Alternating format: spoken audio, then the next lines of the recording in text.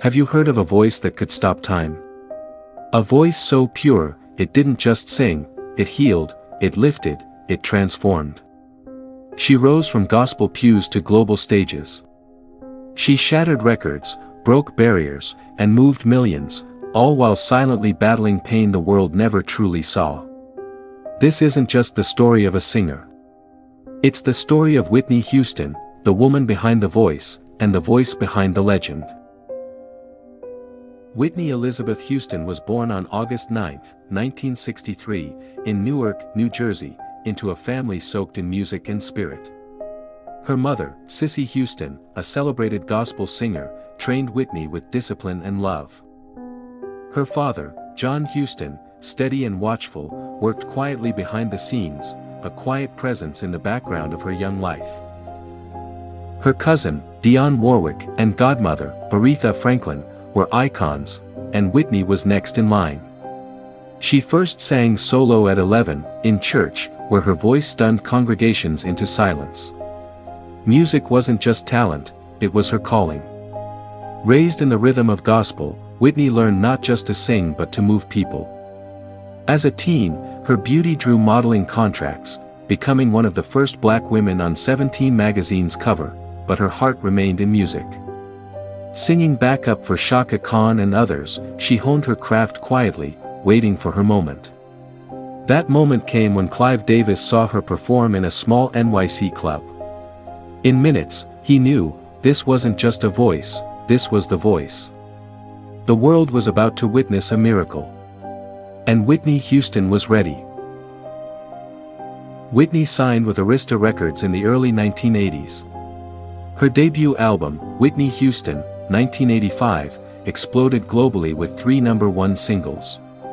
Her voice, rich, effortless, stunning, was undeniable. She quickly followed up with Whitney, 1987, becoming the first woman in history to debut at #1 on the Billboard 200. I Wanna Dance with Somebody became an anthem. During this early rise, Whitney's closest companion was Robin Crawford, a friend who stood by her before fame, during fame, and long after the lights dimmed. Their bond was deep, often misunderstood, and fiercely protected. Years later, Robin confirmed they had shared a romantic connection, one silenced by Whitney's family and management to preserve her image. It was the first of many sacrifices Whitney made, to protect her career, to keep the spotlight, and to meet the expectations of a world that never truly knew her heart. By the late 1980s, Whitney was breaking records left and right. She scored 7 consecutive #1 hits, a record still unmatched. But success brought criticism. Some said she was too pop, too clean, not black enough.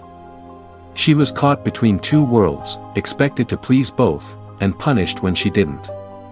Behind the glamour was a woman being pulled in opposite directions, by the industry, by her roots, and by expectations she never agreed to but had to uphold. Her identity was being filtered to fit the mold of perfection. Even as she stood on top, her mental peace and authenticity were quietly slipping away. Still, her talent never wavered. Whitney wasn't trying to fit in. She was creating space for herself in a world that didn't yet know how to hold her. Whitney met Bobby Brown in 1989.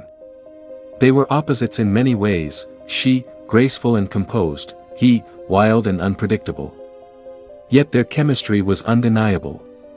In 1992, they married. Many blamed Bobby for Whitney's downfall, but those close to her knew, her struggles didn't start with Bobby. However, their union intensified them. The relationship was turbulent, full of passion, jealousy, addiction, and pain. After Robin Crawford was pushed out of Whitney's life, a decision driven by image control, Bobby filled that emotional void. But where Robin brought stability, Bobby brought chaos. Their love was real, but it was also deeply destructive. It wasn't just the media that turned their marriage into a spectacle, it was the truth unfolding behind closed doors. In 1992, Whitney starred alongside Kevin Costner in The Bodyguard, her acting debut. Critics were divided, but it didn't matter. The world fell in love all over again. The film's soundtrack became a phenomenon. Her rendition of "I Will Always Love You" wasn't just a hit, it was a cultural moment. The single topped charts for 14 weeks, becoming the best-selling female single of all time. The album sold over 45 million copies. Whitney was no longer just a singer, she was a global icon. Awards, fame, and fortune flooded in. She toured the world, her voice echoing in stadiums across continents. But while her star shined brighter than ever, behind the curtain, darkness was growing. Drugs, isolation, emotional exhaustion. She had everything, except peace. And for Whitney, that would become the real battle. By the late 90s, the sparkle began to dim. Whitney was missing shows, losing weight, and showing signs of distress. Whispers turned to headlines: was Whitney Houston on drugs? In 2000, she was caught with marijuana in an airport. Still, she denied addiction. Her voice, once flawless, started to falter. Fans were shocked. The woman who once soared now seemed lost in her own storm. Her marriage to Bobby Brown worsened, arrests, arguments, and tabloid chaos followed them everywhere. And as the world watched, Whitney's private struggle became public tragedy. Then came a devastating blow: her father, John Houston, sued her for $100 million, claiming unpaid management fees. The betrayal shattered Whitney. She settled the case, but emotionally, she never recovered. Her father died shortly after, but the damage had been done. Yet even in pain, she kept returning to the stage, trying to reclaim her gift. But the cracks were deepening. The queen was still on her throne, but her crown was slipping. In 2002, Whitney sat down with Diane Sawyer for a now infamous interview. Frail, defensive, but still defiant, she shocked the world when she said, "Let's get one thing straight, I make too much money to ever smoke crack. Crack is whack." It became a headline, a meme, but beneath the quote was a woman unraveling.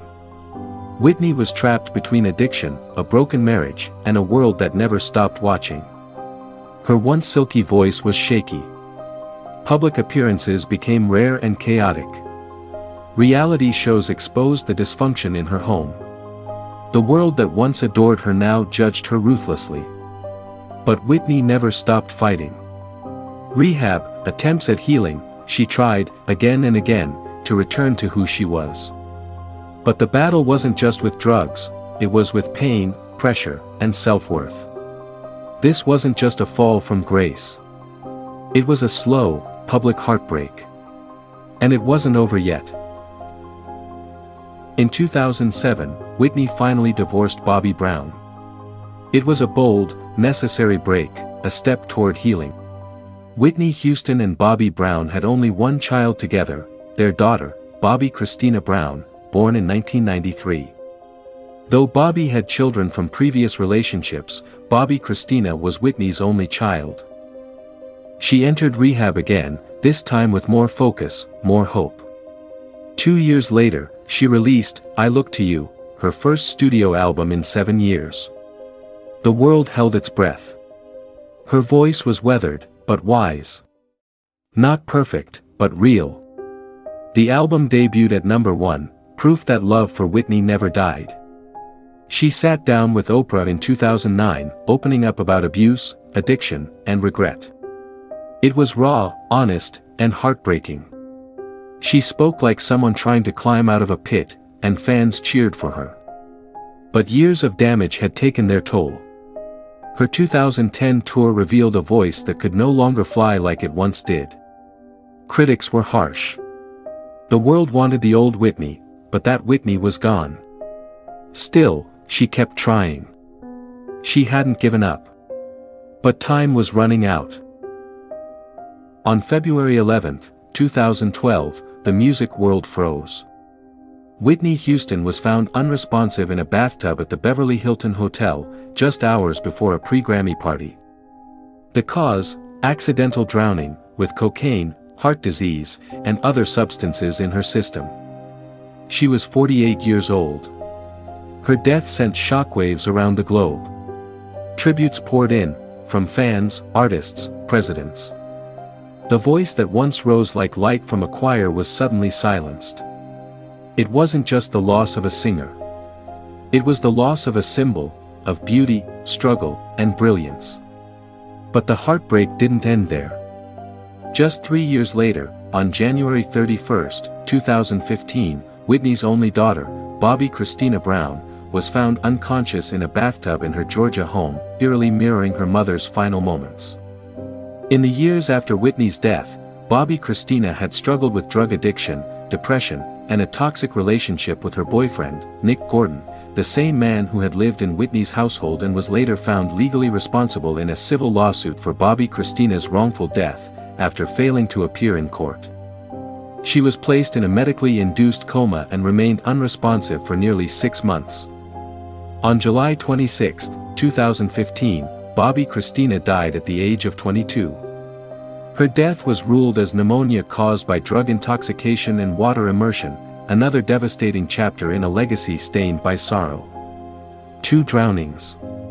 2 silences. 1 haunting legacy. Whitney Houston sold over 200 million records, earned 6 Grammys, 22 AMAs, and inspired generations with a voice that could melt stone. She was more than a star, she was a symbol of grace and heartbreak, of talent and torment. Her influence echoes in the voices of Beyoncé, Mariah Carey, Jennifer Hudson, and countless others who followed. She broke barriers for Black women in pop, became the first to bring gospel power to the mainstream, and turned ballads into global anthems of love, pain, and hope. But her story is more than music. It's a lesson in fame, addiction, love, and loss. A reminder that even angels can bleed. She was the greatest voice of our time, Oprah said. And still, she remains unmatched. Whitney didn't just sing. She gave her soul with every note. And though she's gone, her voice still rises. Hey, thanks for watching this amazing story, and welcome to Video Biographer, where every life has a story, and every story deserves to be told. If you believe that every person has a journey worth knowing, hit that subscribe button and turn on the notification bell, so you never miss a life story that could inspire or inform you. Ready to explore more? Choose one of the videos on your screen and discover a life that you should know about.